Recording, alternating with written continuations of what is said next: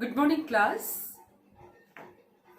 So I hope all of you are keeping good and also revising your lessons time to time. So how do you feel now?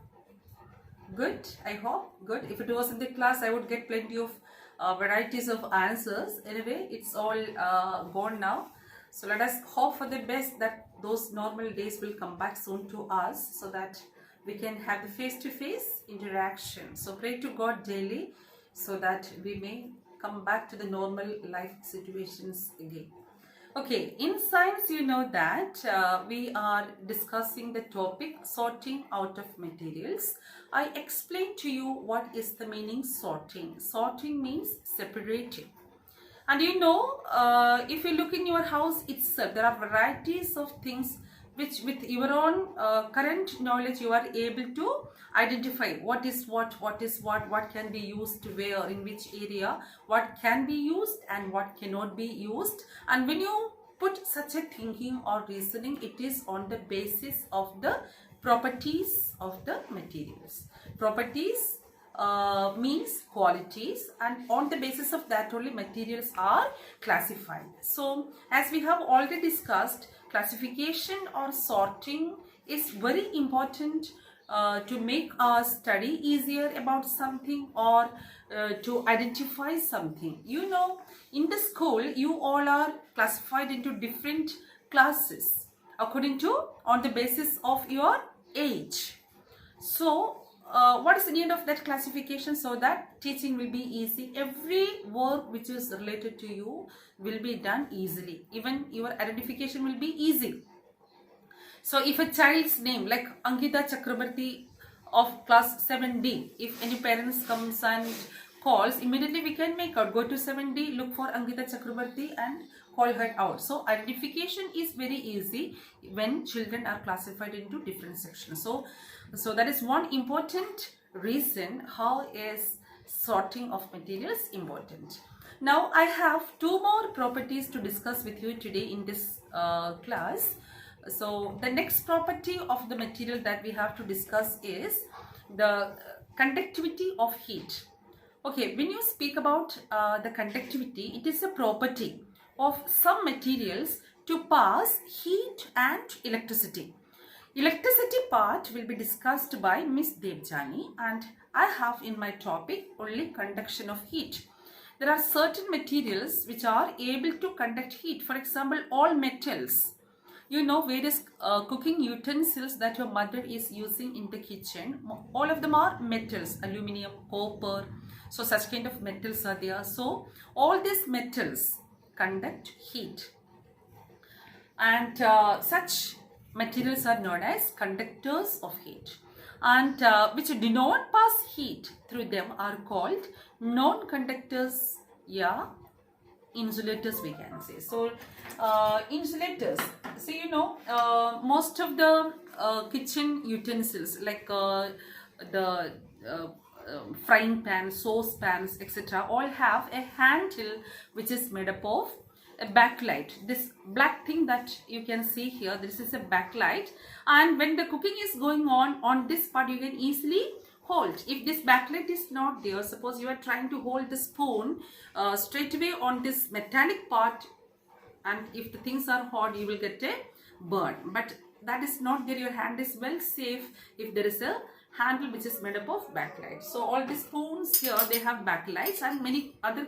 utensils and all, that frying pans and all have a backlight. So why this is put here? These are all insulators or very bad conductors of heat. Now any long you can hold it when it is on the stove, working stove.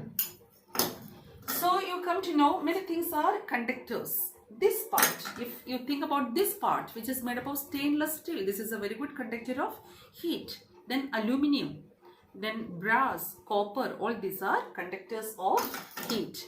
Okay, so two types of materials here you study, good conductors and bad conductors, and know the examples. And also there are some poor conductors of heat. That means they pass heat but very slowly. It will take time. Like a glass, if you take something hot milk in a glass, after slowly that surface of the glass outside it becomes hot. Even water, becomes hot slowly, so it conducts heat.